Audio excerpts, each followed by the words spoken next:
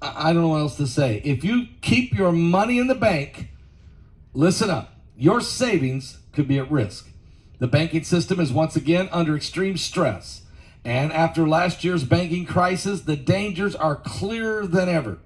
Car loans defaulting, credit card debt ballooning, commercial real estate on the brink of collapse. And there aren't just red flags, they are sounds of a financial ticking time bomb. But there is a safe and easy way to protect your financial future.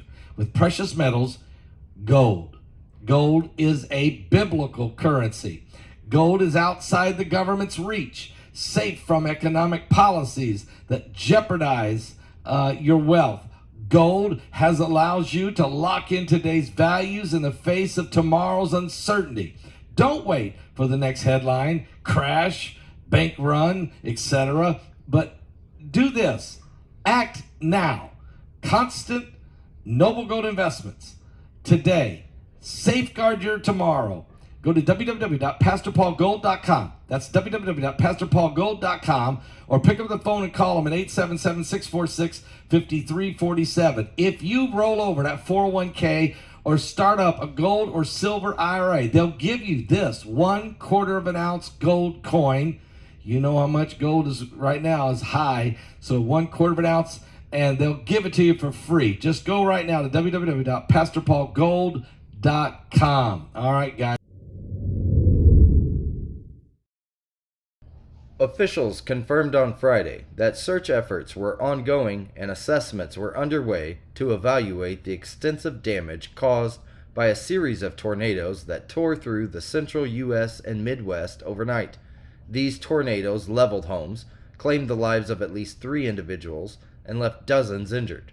The most severe damage occurred in Ohio, particularly in Indian Lake and Orchard Island communities, approximately 70 miles northwest of Columbus, according to Logan County Sheriff Randy Dodds during a news conference on Friday.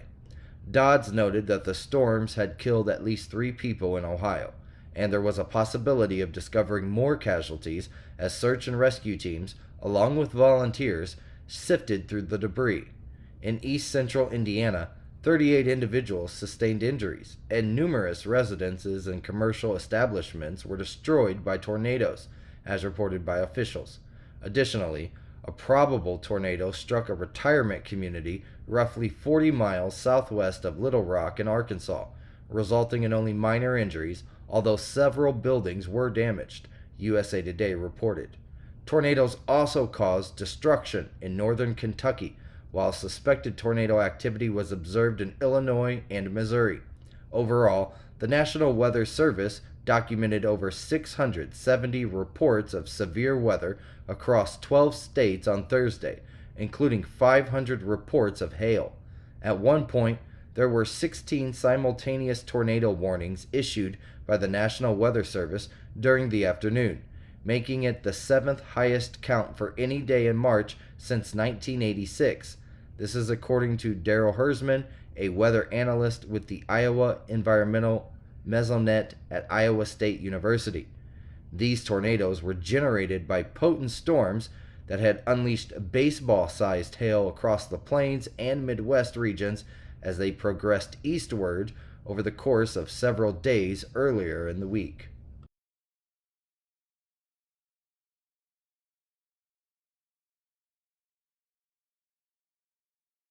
The world is experiencing an alarming series of apocalyptic events, historic weather disasters, earthquakes, droughts, wildfires, impending economic collapse, the rise of AI.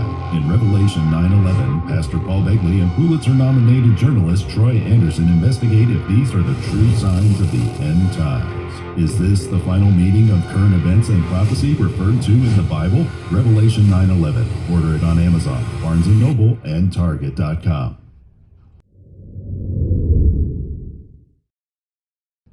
On Thursday, El Salvadorian President Bukele announced that El Salvador plans to transfer a significant portion of its Bitcoin holdings to an offline device. This device will then be securely stored within a physical vault located within the country's territory in Central America. Quote, "We've decided to transfer a big chunk of our Bitcoin to a cold wallet and store that cold wallet in a physical vault within our national territory. Bukele, who was last month re-elected to a second term as president, said on a social media post on X, quote, "It's not much, but it's honest work," he said. As per Bukele's social media update on Thursday, El Salvador's Bitcoin holdings stand close to $407 million, though the precise extent of the holdings remains uncertain. A recent surge in Bitcoin's value has renewed interest in the world's largest cryptocurrency, known for its volatility.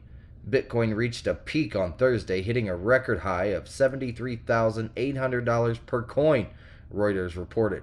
El Salvador made headlines in September of 2021 by becoming the first nation to adopt Bitcoin as legal tender, a move that drew significant criticism, particularly from the International Monetary Fund, which has been in talks regarding a substantial loan for the economically challenged country.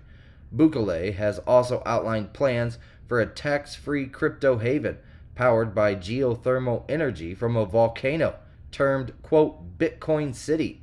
Despite these ambitious plans, as Bukele prepares for his second presidential term, the actualization of Bitcoin City is yet to commence, with no groundbreaking initiated.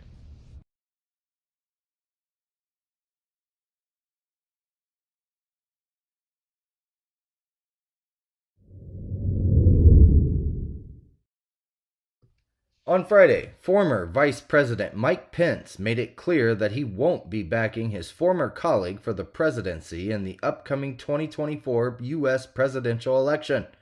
Speaking on Fox News, Pence stated, quote, "I will not be endorsing Donald Trump this year," underscoring his decision.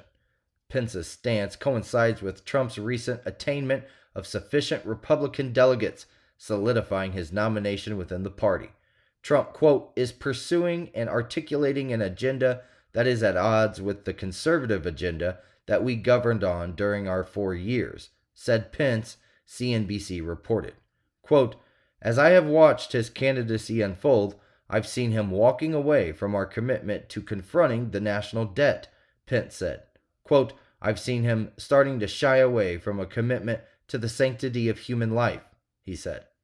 Pence initiated his own presidential bid, competing against Trump and a crowded field of Republican contenders.